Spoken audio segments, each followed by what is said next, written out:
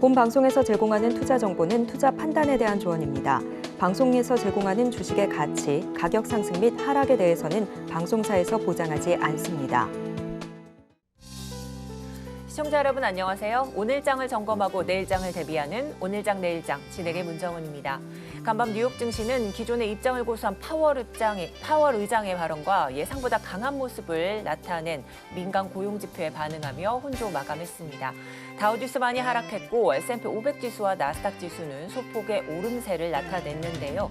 2주 뒤에 있을 FOMC 회의를 앞두고 파월 의장은 아직 3월 금리 인상 수준에 대해 정해진 바가 없다며 어떠한 결정도 내리지 않았다라고 이렇게 강조하는가 싶었지만 곧 모든 데이터들을 종합해봤을 때 더 빠른 기축이 필요하다면 금리 인상 속도를 높일 준비가 돼 있다며 이 매파적 입장을 고수했습니다.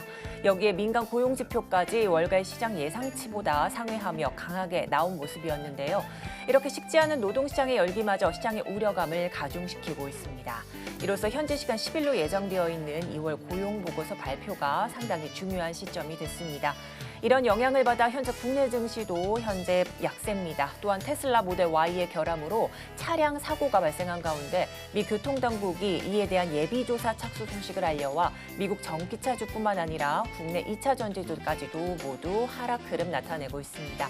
여러모로 뉴욕발 악재가 편재해 있는 오늘장입니다. 오늘장 마무리와 내일장 투자 전략 꼼꼼하게 세우시려면 저희 방송과 끝까지 함께해 주시기 바랍니다. 오늘장을 점검하고 내일장을 대비하는 오늘장 내일장은 생방송 유튜브를 통해 만나보실 수 있습니다. 유튜브에서 서울경제TV 검색하시면 실시간 스트리밍 참여 가능합니다. 또한 본 방송에서 제공하는 정보는 투자 판단에 대한 조언일 뿐 해당 주식의 가치와 수익률은 보장하지 않습니다. 아울러 서울경제TV와 서울경제신문은 당사의 브랜드입니다. 최근 당사를 사칭하는 피해가 늘고 있으니 각별히 유의하시기 바랍니다. 그럼 본격적으로 오늘장 내일장 출발합니다.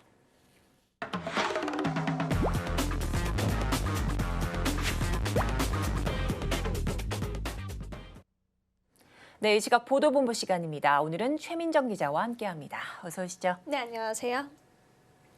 네, 그럼 오늘 어떤 헤드라인을 준비하셨을지 화면으로 만나보겠습니다.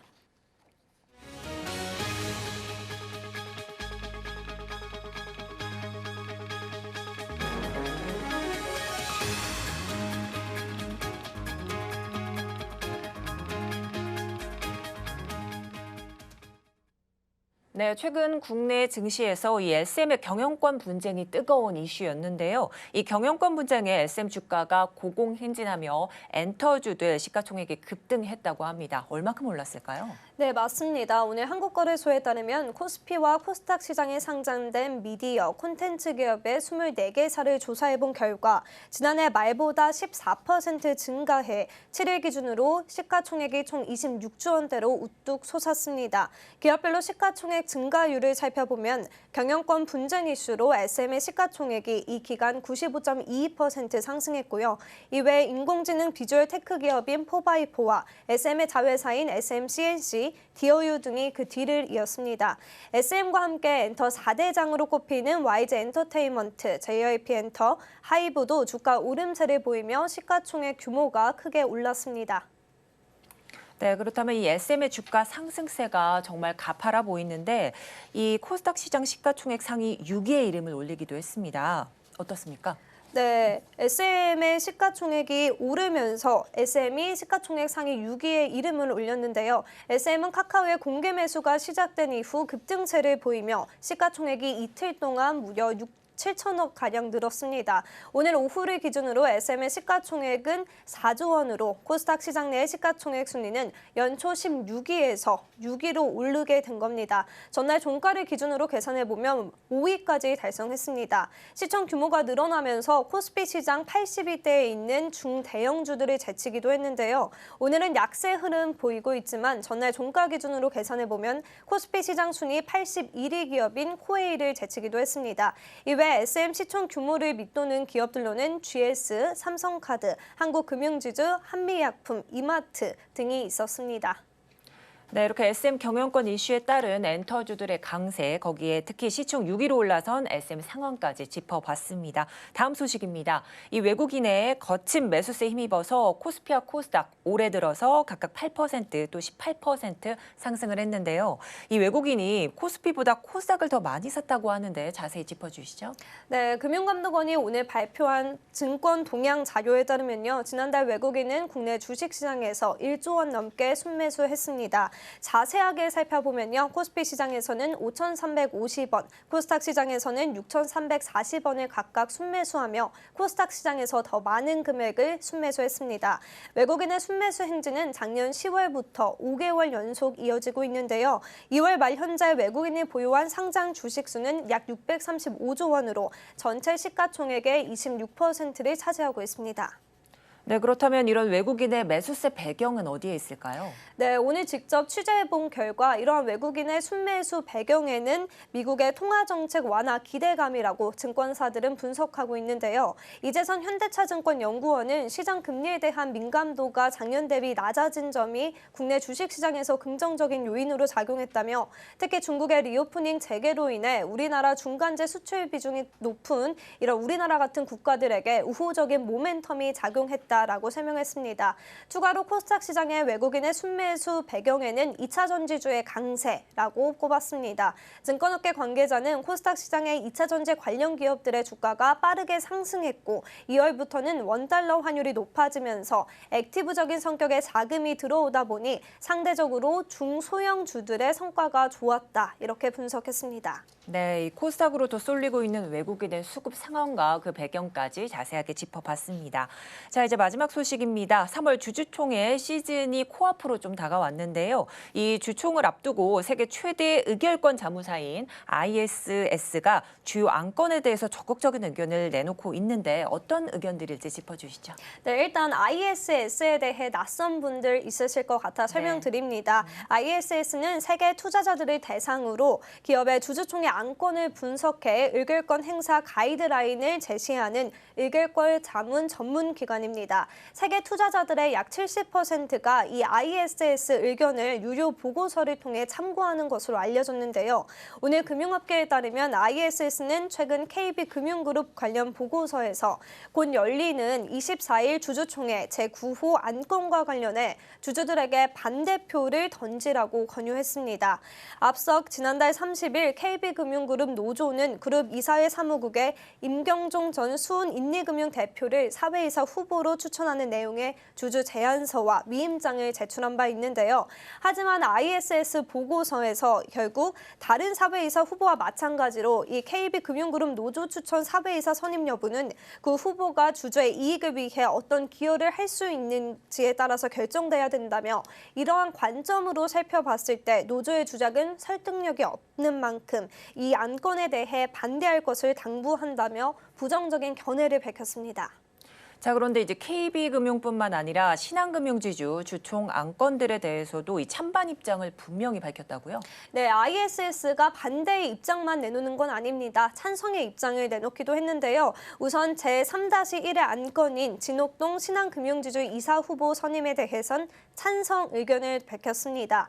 ISS는 보고서를 통해 진 후보자는 신한금융의 리스크 관리를 개선하는 데 핵심적인 역할을 했고 또 라임 자산운용 사건과 관련된 고객 보상, 내부 통제 시스템 강화, 고위험 상품 판매 관련 직원의 핵심 성과 지표 KPI 개편 등 재발 방지 대책을 내놓았다라고 평가했습니다. 하지만 이외 8명의 사회이사 유임에 대해선 반대 의견을 내놨습니다. 반대 이유로는요. 신한금융지주의 현 사회이사진은 지배 구조와 위험 관리에서 실패했기 때문이라고 이를 설명했습니다.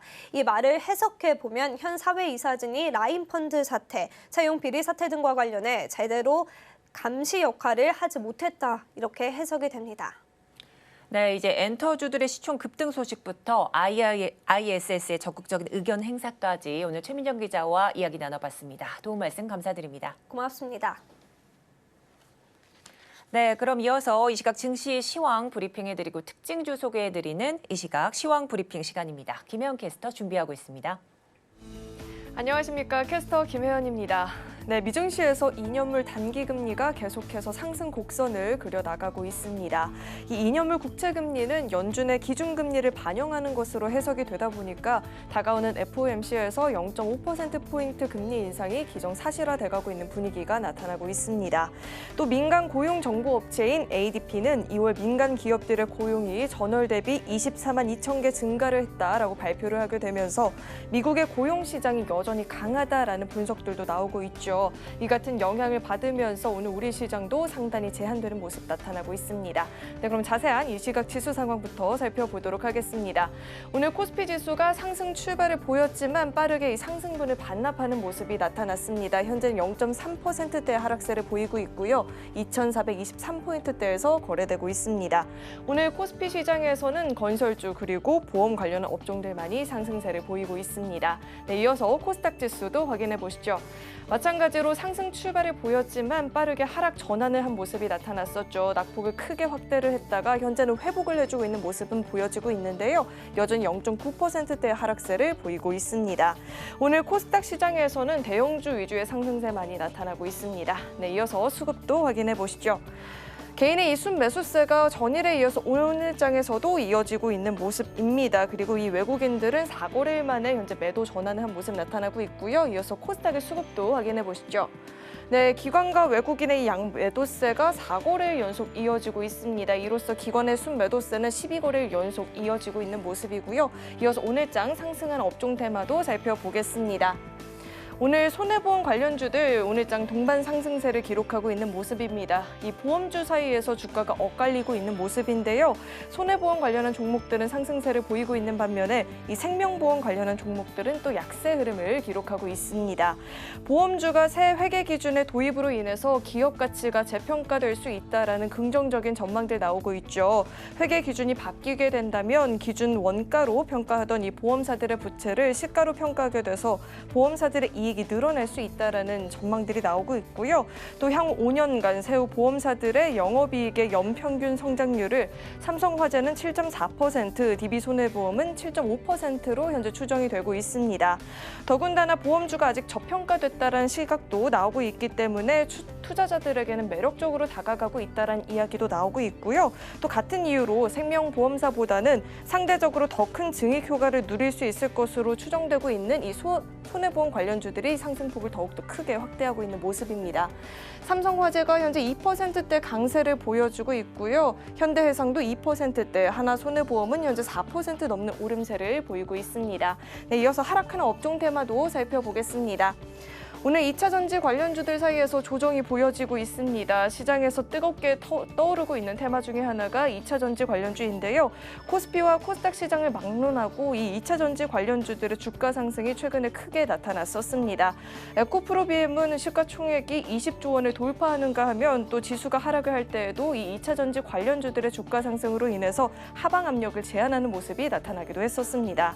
다만 최근에 이 2차 전지 관련주들 시세가 정말 뜨겁게 나타났었고 관련 ETF 상품들조차도 수익률 상단을 점령하고 있기 때문에 선별적인 투자가 필요하다라는 이야기도 나오고 있고요. 또한 테슬라가 결함 여부를 조사한다라는 소식까지 더해지면서 오늘장 조정이 나타나고 있습니다. LNF가 현재 6% 넘는 낙폭을 보이고 있고요. 첨보 같은 경우에는 현재 8% 넘는 하락세, 후성도 4%대 하락세를 보이고 있습니다. 네, 이어서 증시 탑10 확인해 보겠습니다. 삼성전자와 SK하이닉스 오늘 두 종목 다 약세 흐름을 보이고 있는데요. 중국의 생산시설을 둔 두 기업이 미 반도체 정책에 직접적인 영향을 받을 수 있다라는 이 박미 통상본부장 발언에 영향을 받는 모습입니다. 오비고 같은 경우에는 현대차로부터 로열티 매출로 인해서 실적 턴어라운드 전망된다라는 소식이 나오고 있죠. 영향을 받으면서 주가 강세를 보이고 있고요. 텔레필드는 정부가 오는 31년까지 1000큐비트급 양자 컴퓨터를 만들고 양자 대학원 등을 통한 인력 육성을 본격화하겠다라고 밝히게 되면서 관련주로 묶이고 있습니다.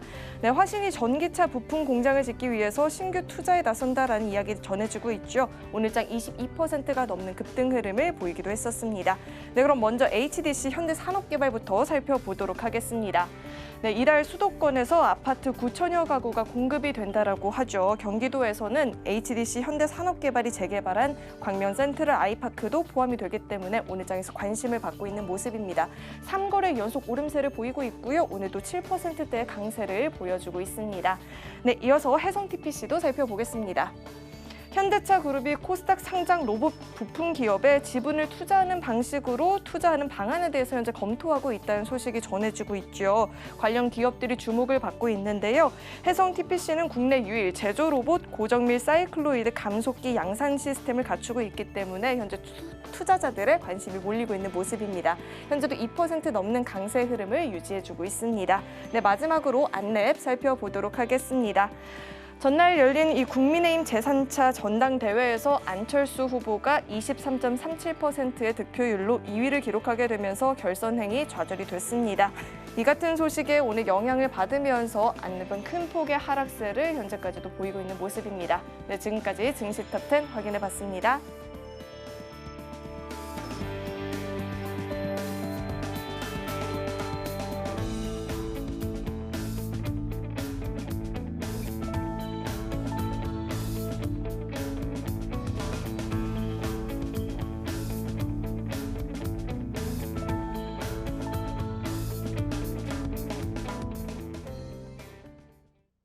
네, 이 시각 외국인과 기관의 수급 상황 살펴보는 수급 포착 시간입니다. 현재 수급 상황 객장 연결해서 자세하게 들어보도록 할 텐데요. 오늘은 다월투자증권 영업부 이성웅 차장 연결돼 있습니다. 안녕하세요, 차장님.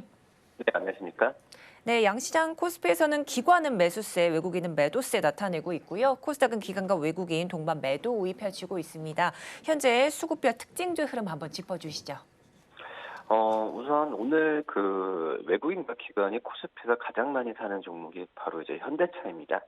현대차가 지금 상거래일 만에 이제 반등을 지금 하는 모습 보여주고 있는데, 우선 그 약간은 좀 최근에 자동차 관련주들이 2차 전지 쪽에서의 기업들만 좀 오르고 우리 좀 완성차 기업도 약간 소외되어 있는 모습 보여주었는데, 하지만 이제 현대차 같은 경우에도 지금 현재 주가 수준은 한 7배 정도로 큰 어떻게 보면 그동안의 역사적으로 본다고 하더라도 이 거의 저평가 영역에 있다라고 해도 괜찮다라고 생각이 되고 있고요.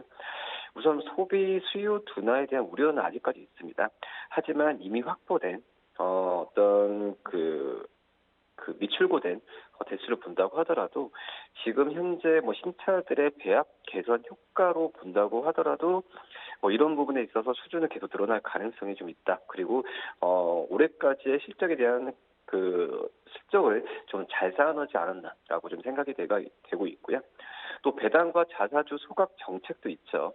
그렇기 때문에 작년에 실적이 좋았는데 이 부분을 주주 환원에 대한 정책을 연결시키기 때문에 제가 본다고 하더라도 최근에 주주 환원 정책이 우리나라 시장에 어떤 그 이슈로 좀 떠오르는 상태에서 현대차에 대한 관심을 오늘 좀 저가 매수와 함께 좀 가져도 괜찮지 않을까 판단되고요. 그 다음에 외국인이 코스닥에서 가장 두 번째로 많이 사는 종목이 바로 이제 PSK입니다. PSK 오늘 좀 반도체 장비, 중소형 기업들의 좀 주가가 그나마 시장 대비해서 좋은 모습 보여주고 있는데, 특히 제 PSK 같은 경우에는 이 전공정 장비 부분만 독립해서 설립된 반도체 장비 회사입니다. 그만큼 어떻게 보면은 이 독자적인 어떤 기술력으로 실적에 대한 기대감을 크게 가져갈 가능성이 있다고 생각이 되고 있고요. 지금 매출 구성을 본다고 하더라도 이 공정 장비류가 70%이기 때문에 이 공정 장비류에 대한 시장에서의 전방 반도체 기업들에 대한 그 수요는 계속 높아질 가능성이 있다라고 좀 생각이 되고 있고요. 메모리 업계 전반적으로 어떤 캐파가 축소됨에도 불구하고 역시 그 PSK 같은 경우에는 그 전에 어떤 기술력으로 본다고 하더라도 저는 충분히 이 실적에 대한 기대감을 가져가도 괜찮지 않을까라고 좀 판단되고 있습니다. 네, 이렇게 해서 코스피 시장의 외국인들의 수급 가장 많이 포착되어 있는 현대차 3거래 상승 전환한 모습 확인을 해주셨고요. 또 코스닥에서 두 번째로 외국인이 담고 있는 PSK까지 면밀하게 살펴주셨습니다. 자, 그렇다면 현재 차장님께서 포착하고 있는 특징주 궁금한데요. 어떤 종목일까요? 외국인이 현대차 다음으로 코스피에서 가장 많이 사는 종목이 바로 이제 삼성 엔지니어링인데요. 삼성 엔지니어링 이번 주 초부터 주가에 대한 상승 여력이 좀 나와주고 있죠. 지금 현재 삼성 엔지니어링에 대한 시장에서 평가는 굉장히 좋습니다. 올해 수주 목표를 12조 원으로 제시했지만 지금 현재 삼성전자뿐만 아니죠. 어떤 삼성그룹주들의 목표라고 할 수 있는 이 환경 쪽에서의 경영 전략을 봤을 때 삼성 엔지니어링이 가장 큰 어떤 수혜를 보지 않을까라고 좀 생각이 되고 있고요. 이 계열사들의 추가적인 설비 증설도 좀 진행 중에 있고 또 북미의 그 LNG 액화 플랜트 그리고 여러 가지 프로젝트를 감안하면은 삼성 엔지니어링이 올해 목표했던 12조 원 이상의 실적은 나오지 않을까라고 좀 판단되고 있고요. 뭐 그런 상황에서 본다고 한다면 삼성 엔지니어링의 사업 방향이나 중장기 전략으로 본다고 하더라도 이 중대형주에서 어떤 매수 관점으로 접근을 해야 된다라고 했을 때는 삼성 엔지니어링이 지금은 또 괜찮지 않을까라고 생각이 되고 있습니다. 뭐 EV 에비타로 봤을 때도 지금 현재 구간에서는 충분히 저는 매수 관점으로 접근해도 괜찮지 않을까라고 좀 생각이 되고 있고요. 다른 어떤 일반 건설 업체들 대비해서 EPC 쪽에서의 전체적인 골고루 이 모멘텀이 좀 있기 때문에 이 삼성 엔지니어에 대한 관심은 꾸준히 가져야 된다라고 좀 말씀드릴 수 있겠고요. 목표가는 31,000원, 손절가는 26,000원 말씀드립니다. 시장을 주도하는 업종과 이슈에 대해 심층 분석해보는 마켓 로드맵 이어가 보도록 하겠습니다. 자, 오늘 바로 자산운용 윤정식 이사님 연결되어 있는데요. 안녕하세요, 이사님. 네, 안녕하세요. 네, 반갑습니다. 자, 이제 최근 국내 경제 좀 쪽에서 미국의 IRA법이라 유럽의 CRMA법 당면한 과제들이 조금 많은 것 같습니다.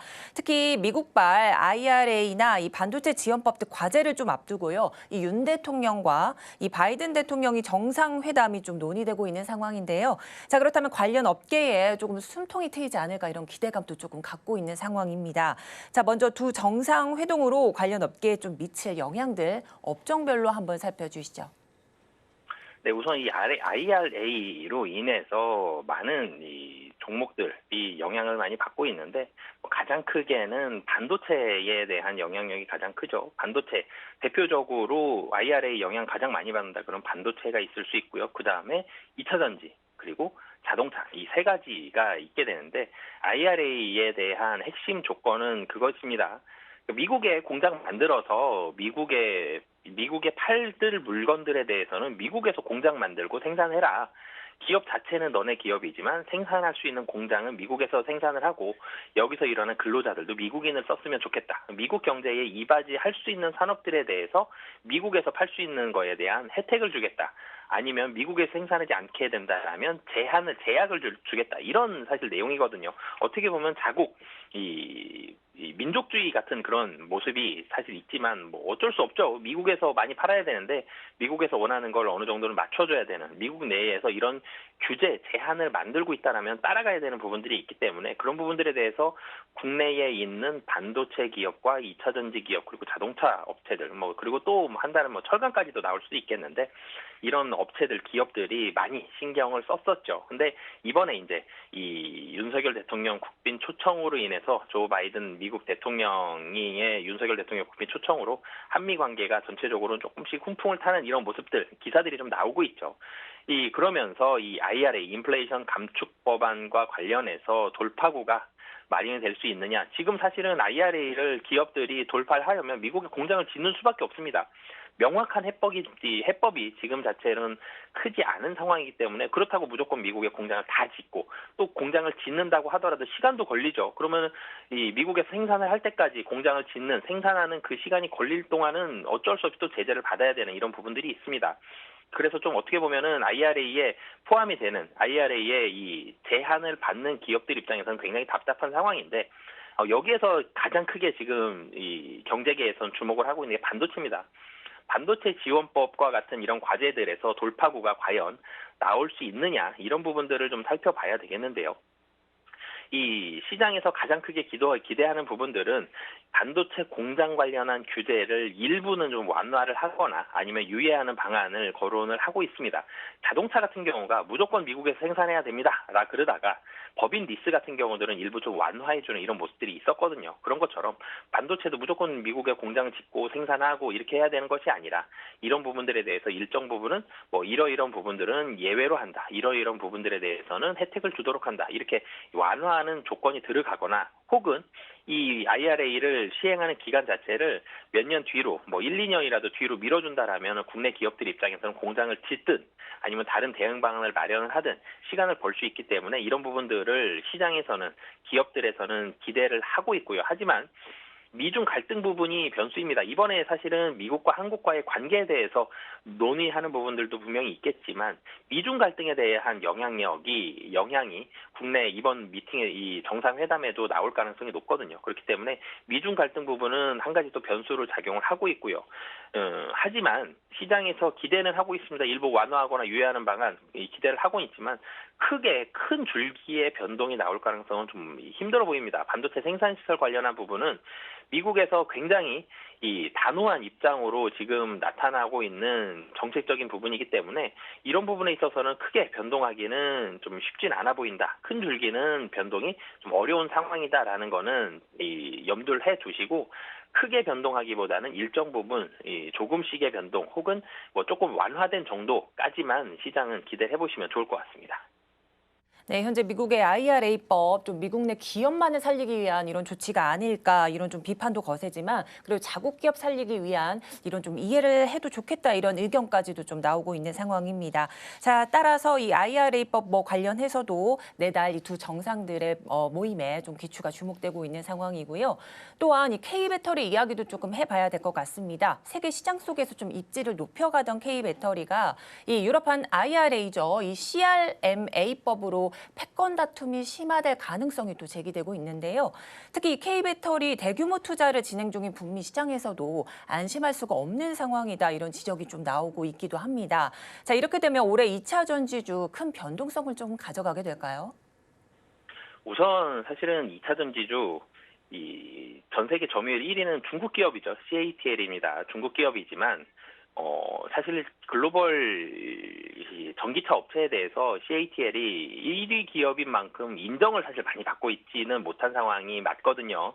LG 에너지 솔루션, SK온, 삼성 SDI 배터리 3사가 기술력에 있어서는 좀 더 인정을 받고 있습니다. 하지만 점유율에 있어서는 CATL이 상당히 높은 편이기 때문에 이런 부분들은 중국이라는 시장을 품고 있기 때문에 점유율이 높다라는 장점도 있지만 중국에 있기 때문에 미국에서는 그만큼 또 인정을 못 받는 부분들도 있거든요. 그런데 CATL, 중국 업체들은 자국 국내에서 그러니까 자기 나라에서만 가지고도 글로벌 업체를 충분히 탄생시킬 수 있을 만한 엄청난 규모의 시장을 가지고 있는 장점이 있죠. 그렇기 때문에 현금 유동성 부분에 있어서도 굉장한 장점을 가지고 있습니다. 이런 무기들을 가지고 있는데 국내 업체들 같은 경우는 우선 이 배터리 3사, SK, LG, 삼성의 이 배터리 3사가 2019년 이후에 북미 시장을 적극적으로 공략을 하고 있습니다.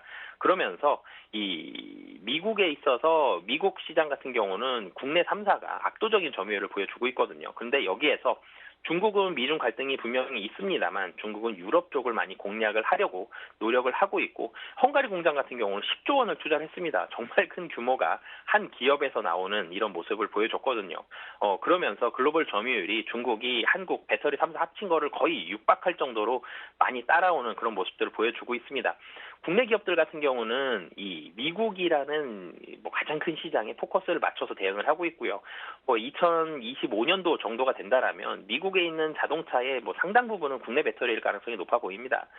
그만큼 미국 내에서의 압도적인 점유율을 만들기 위해서 한미 배터리 동맹을 통해서 미국 내의 공장을 계속적으로 만들고 있거든요. 좀 전에 말씀드렸던 이 IRA 법안과도 이 연결이 되는 일맥상통하는 그런 부분인데요. 미국에서의 이런 이 동맹 관계를 통해서 미국에서 공장을 만들고 미국에서 배터리를 생산하고 미국에 있는 테슬라를 비롯한 다른 업체들의 국내 배터리 3사에서 생산한 이런 배터리 배터리가 들어가는 이런 모습들을 보여줬기 때문에 미국 내의 점유율은 좋지만 중국의 이런 현금을 무기로 한 이런 추격은 상당히 좀 거센 그런 상황이고요. 2차 전지주 같은 경우는 하지만 중국의 거센 추격이 있고 중국의 점유율도 상당히 높지만 2차 전지라는 산업 자체, 전기차라는 산업 자체는 아직 시작 단계입니다. 굉장히 빠른 속도로 굉장히 크게 상승을 하고 있기 때문에 국내 기업들 점유율에 있어서는 조금 더 밀릴 수도 있지만 전체적인 매출액이라든지 이익이라든지 이런 부분들은 계속적으로 성장해 나갈 가능성이 현재로서는 매우 높은 상황이다라고 보시면 되겠습니다. 그래서 유럽판 IRA법이죠. CRMA법 관련해서 이렇게 좀 설명을 해주셨습니다. 자, 그런데 반면에 배터리 섹터는 유럽의 이 CRMA법으로 인한 기대감이 조금 부각되고 있습니다. 좀 앞서서 폐배터리 성장세 봐주셨을 때 성장성은 좀 명확했지만 시간이 좀 걸릴 것으로 보이지 않나 이런 의견도 좀 주셨었는데 현재 좀 모습으로 본다면 이 CRMA법 초안에서 폐배터리 재활용 의무화 내용이 포함이 될 것으로 좀 예정이 되고 있습니다. 따라서 국내 폐배터리 관련주들 수혜는 어느 정도일지 어떻게 보고 계실까요? 네, 사실 이 폐배터리 이 시장 자체도 전기차 시장의 성장과 함께 같이 성장할 가능성이 매우 높죠. 이게 두 가지 이유입니다. 한 가지는 배터리가 계속 나오게 됩니다. 그럼 이 배터리를 처리하기도 만만치가 않죠. 배터리 안에는 여러 가지 금속들이 많이 들어가기 때문에 재활용이 상당히 난이도가 높아집니다. 그리고 폐배터리 잘못 버리게 되면 이것도 환경 오염이 되죠. 근데 전기차 자체가 굉장히 많아진다라면은 배터리도 많이 나오게 되는 이 쓰레기 처리라는 부분에 있어서의 문제가 한 가지가 발생하게 되고요. 또 한 가지는 이 자원의 문제입니다. 양극재와 같은 대부분 배터리에 들어간 이런 히토류라 그러죠. 히토류에 있어서의 자원 무기화, 러시아도 하고 있고요. 중국도 하고 있습니다.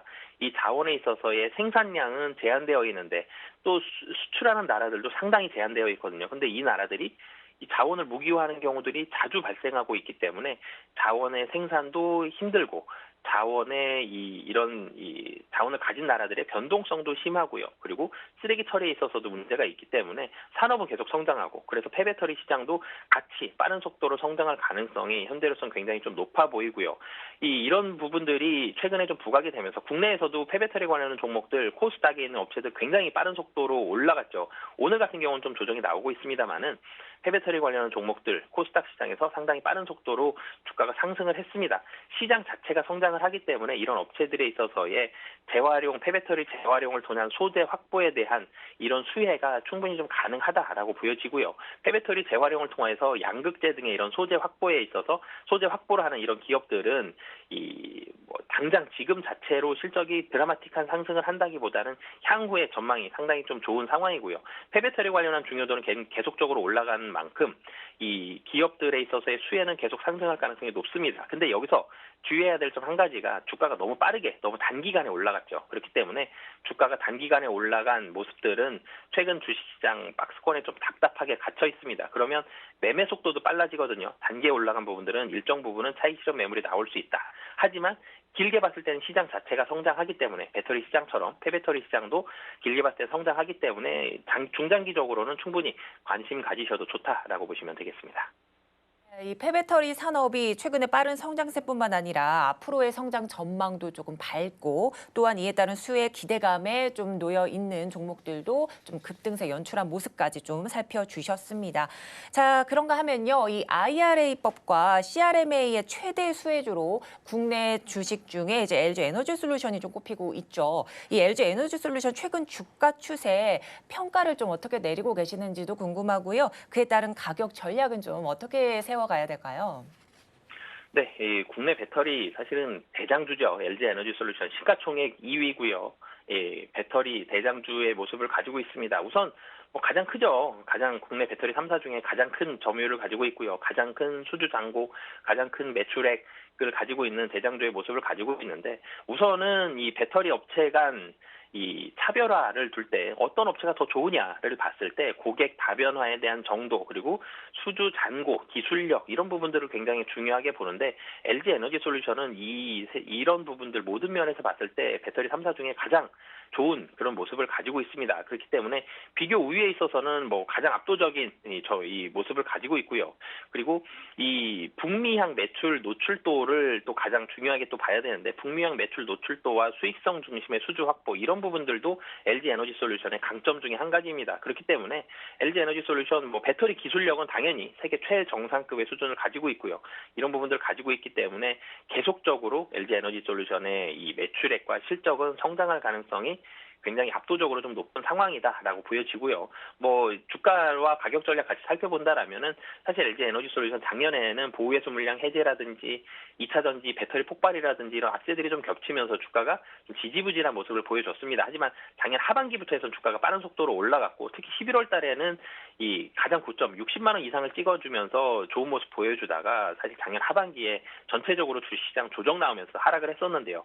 이젠 다시 상승하고 있습니다. 2차 전지, 전기차 산업 자체가 성장한다는 데에는 누구도 이견을 달지 않기 때문에 산업의 성장과 함께 LG 에너지 솔루션 주가는 단기적으로는 뭐 조정을 받을 수 있겠습니다만 이 추세 자체는 우상향일 가능성이 매우 좀 높아 보이고요.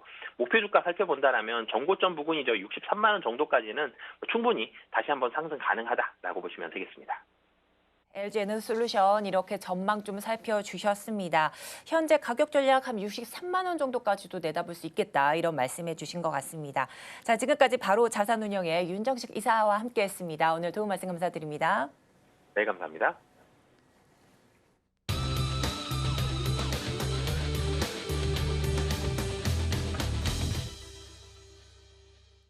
네, 이어서 마켓 리더들과 함께 시장의 핵심 이슈 짚어보는 이슈 칼럼 시간입니다. 자, 글로벌 이슈를 통해서 앞으로의 시장 전망 살펴보는 시간 가져보도록 할 텐데요. 오늘은 미중 산업경제연구소 조용찬 소장님 연결돼 있습니다. 소장님 안녕하세요. 예, 안녕하십니까. 네, 이제 글로벌 이슈 차근차근히 좀 살펴주실 거라 좀 믿습니다. 자, 우선은요, 이 10일 금요일 미국의 2월 고용 지표가 발표가 됩니다.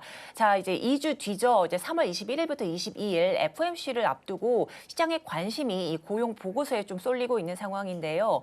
이 금리 인상 장기화될 가능성이 좀 높아질지 이게 좀 의문점입니다. 어떻게 보실까요? 네, 제롬 파월 연준 의장이 미 의회에서 2번 연속 고강도의 긴축 정책을 예고했는데요.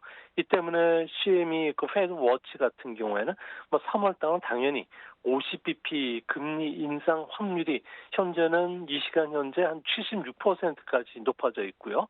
5월과 6월에도 금리 인상이 실시될 것으로 보면서 주시장이 지금 이를 반영하고 있는데요. 뭐 다행히 금요일날 발표되는 2월 비농업 부분의 고용자 수는 21만 명 증가입니다. 1월이 51만 7천 명이 증가했던 것에 비하면 큰 폭으로 둔화될 것으로 보여지는데요. 이 때문에 연준 같은 경우에는 뭐 5월, 6월까지는 금리 인상은 계속되겠지만 내년 초에는 금리 인하가 시작될 수 있다는 이런 긍정적인 신호음으로 시장은 받아들이지 않을까 보여집니다.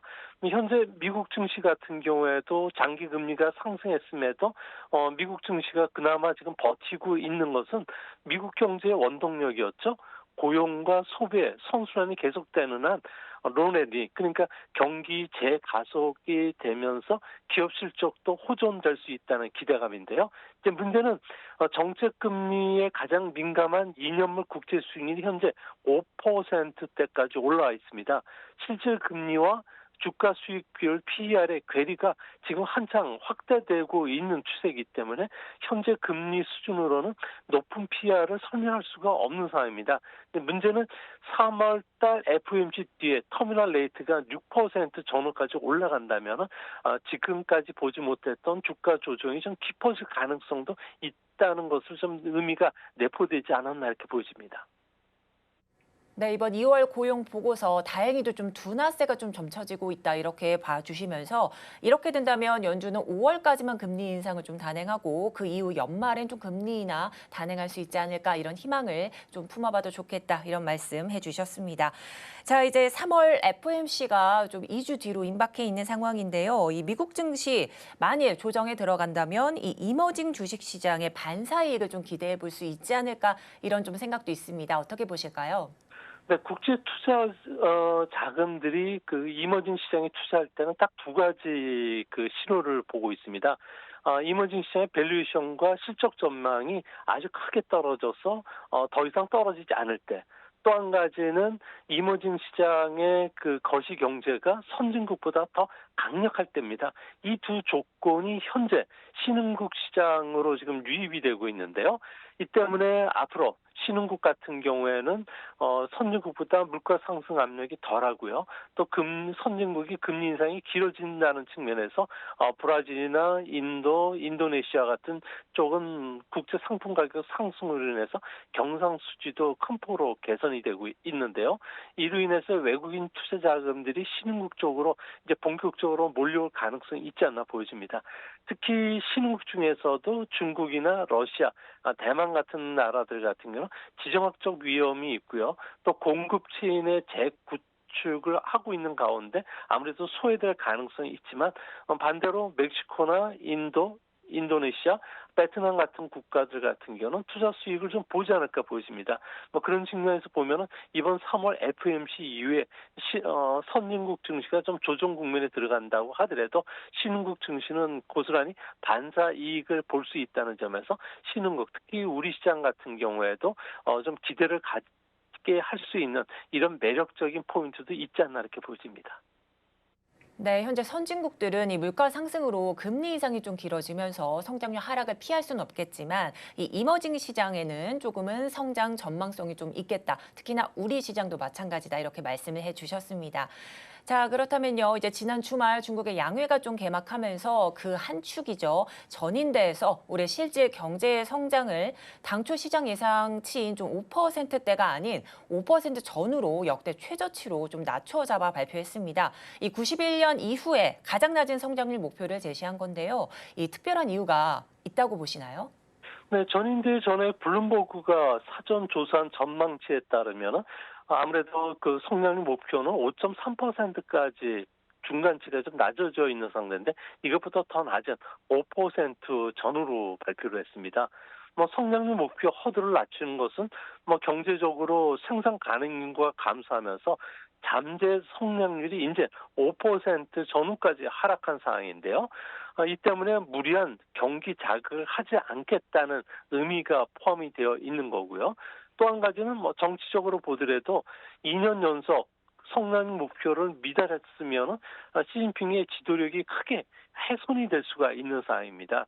이 때문에 앞으로 시진핑 3기 5년의 경제 운영 방침은 외형 성장이 아니라 이제 디지털 강국이라든지 또 브랜드를 중시하는 고품질 발전으로 구조 조정을 하겠다는 의미가 있는 것으로 보여지고요. 작년 말에 제로 코로나 정책이 철회되면서 경제 활동이 재개가 되면서 보복 소비도 일어나고 있고요. 또 작년 3% 성장에 따른 기저 효과가 2분기부터 강하게 나타난다는 점에서 올해 그 5% 전후의 목표는 충분히 달성할 수 있지 않나 이렇게 보여집니다. 네, 이제 시진핑 주석의 지도력과 좀 입지를 좀 확고하기 위한 이유로도 조금 시장이 풀이를 하고 있는 듯합니다. 자, 그렇다면 전인대에서 올해 성장률 목표를 5% 전후로 낮춘 데 이어서요. 이 리커창 총리는 안정이라는 단어만 33번이나 이제 언급하기도 했었는데요. 그 내막은 뭐가 있을까요? 네, 세계 경제 그 예측 기관들 같은 경우에는 IMF는 5.2%, 또 골드만삭스 같은 경우는 6.5%까지 중국의 성장률을 낙관적으로 보고 있습니다. 그런데도 안정이란 단어를 계속 쓰는 것은 아무래도 중국 같은 경우에는 정치 사이클이 올해 시작되는 첫 해이기 때문에 이례적으로 성장률이 크게 올라갈 수가 있기 때문에 그렇습니다. 전인대가 끝나면 바로 5년간의 근무 평가에 따라서 사무관은 70만 명, 그리고 장관급은 370명, 부총리급도 25명 연쇄 이동이 있고요. 이것뿐만 아니라 국유 기업들도 CEO들이 대거 교체가 됩니다. 이렇게 되면 새로운 사람들은 5년 뒤 또 고속 승진을 하기 위해서 인프라 투자에 직접적으로 나설 수밖에 없고요. 부동산 자극 정책 외에도 묻지마식 외자 유치, 또 시진핑이 중점적으로 추진하면서 인사 고가 점수 배점이 높은 친환경이나 고령자 서비스 산업, 데이터 경제 쪽에 집중 투자가 일어날 수 있다는 겁니다. 이렇게 된다면은 올해는 성장률이 올라가겠지만 내년에는 아무래도 태양광 패널이라든지 반도체 광풍이 불었던 것과 같이 부실채권이 발생하면서 회색 코뿔소, 블랙스완이 언제든 발생할 수 있다는 점에서 안정이라는 단어를 상당히 중시한 것은 아닌가 이렇게 보여집니다.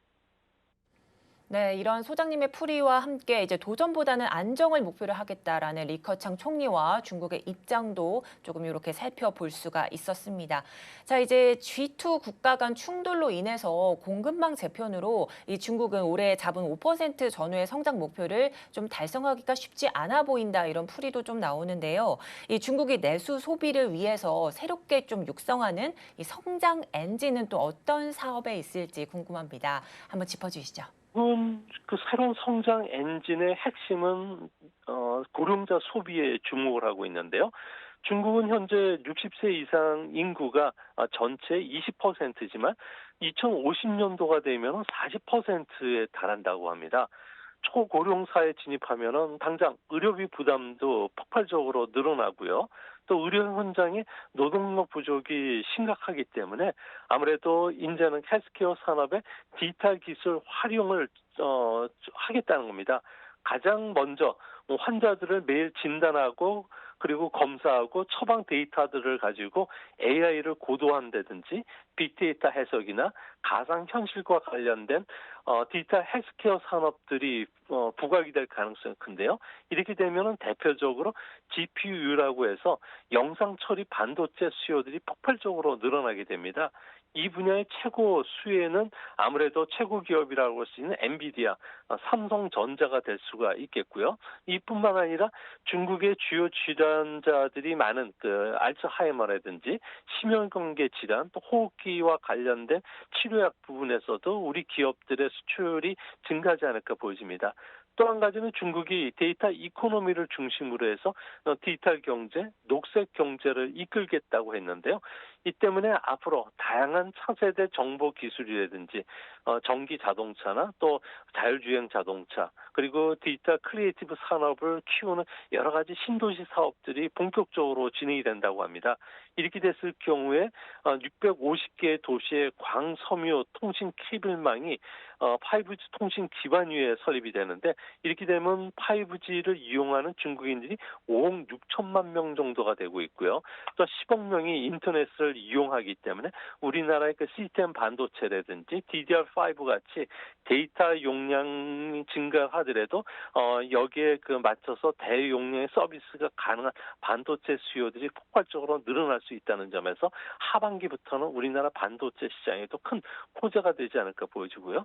이제 앞으로 외국 기업들 같은 경우에는 테슬라나 애플 같은 경우에도 원천적으로 중국에서 사업하려면 원천 소스나 소프트웨어 기술을 내놔야 되기 때문에 중국에서 많은 외자 기업들이 해외로 이탈할 수 있다는 이런 단점도 갖고 있다고 합니다. 네, 이렇게 해서 이 내수주 성장 핵심인 고령자 소비에 좀 주목할 것 같다 말씀해 주시면서 관련 산업, 디지털 헬스케어, 자율주행, 또 시스템 반도체 등의 사업 이렇게 짚어주셨습니다. 자, 이제 중국의 부동산 경기가 좀 침체기가 좀 장기화될 것으로 좀 보여지고 있습니다. 그에 따라 지방 정부가 심각한 재정난으로 이 공무원 월급도 제때 주지 못하는 상황이다. 이렇게 좀 밝혀지고 있는데요. 이 중국 정부가 부동산 경기를 좀 살리기 위해서 정책 총동원령 을 좀 내렸기도 한데 어떤 성과가 있었을까요? 네, 지금 중국 안에서는 대규모 건설 프로젝트의 40%는 공사를 아예 하지 못하는 중단 상태라고 합니다. 이뿐만 아니라 아파트 계약을 해놓고 중도금도 냈지만 입주하지 못하는 계약자들만 무려 188만 명 정도에 달하는데요. 이 때문에 중국에서는 부동산 불빛 신화가 깨진 상태입니다. 부동산 시장의 침체가 지금처럼 장기화된다면 중국 같은 경우는 당장 일용직 근로자 4,500만 명의 대량 실직 사태를 피할 수가 없게 되고요. 또한 지방정부의 세수가 25% 사라질 뿐만 아니라 철강, 건축자재, 석유화학, 일상용품, 내구재 산업도 공장이 모두 멈췄어야 된다고 합니다. 이 때문에 주택 경기를 살리기 위해서 정책 총동원령을 내리고 있는데요. 올해 들어서는 우량 개발 기업을 대상으로 해서 세계 레드라인이라고 하는 자금 조달 규제도 사실상 폐지시켰지만 여전히 재무 구조가 취약한 디벨로퍼들 같은 경우에는 계속 부도가 일어나고 있다고 합니다. 이제 앞으로 중국 정부가 여러 가지 정책 지원을 내놓겠지만 신규 수요 자극 정책이 없는 상황에서는 중국의 부동산 개발이라든지 투자가 회복되려면은 아무래도 좀 내년이나 아니면 연말 이후에는 좀 가능하지 않을까 보여지고요. 또 그런 측면에서 보면 앞으로 중국의 주택 구입 연령 주력층이죠. 25세에서부터 35세 인구가 10년간 30% 좀 감소한다는 점에서 부동산 시장은 중국은 이미 고점을 쳤고 일정 회복에 좀 머물 가능성이 크다는 점에서 이전처럼 중국이 높은 성장 그리고 대규모 투자에 따른 우리나라로부터 철강이라든지 여러 가지 석유화학 같은 거를 수입하는 이런 특수들은 기대하기가 좀 어렵지 않나 이렇게 보여집니다. 네, 도움 말씀 여기까지 듣도록 하겠습니다. 지금까지 미중산업경제연구소 조용찬 소장님과 함께했습니다. 감사드립니다. 예, 감사합니다. 네, 오늘장 내일장도 마칠 시간이 됐습니다. 본 방송에서 제공하는 정보는 투자 판단에 대한 조언일 뿐 해당 주식의 가치와 수익률은 보장하지 않습니다. 아울러 서울경제TV와 서울경제신문은 당사의 브랜드입니다. 최근 당사를 사칭하는 피해가 늘고 있으니 각별히 유의하시기 바랍니다. 오늘 준비한 소식은 여기까지입니다. 저는 잠시 뒤 마감 임박 60분의 승부로 돌아오도록 하겠습니다. 함께해 주신 여러분 고맙습니다.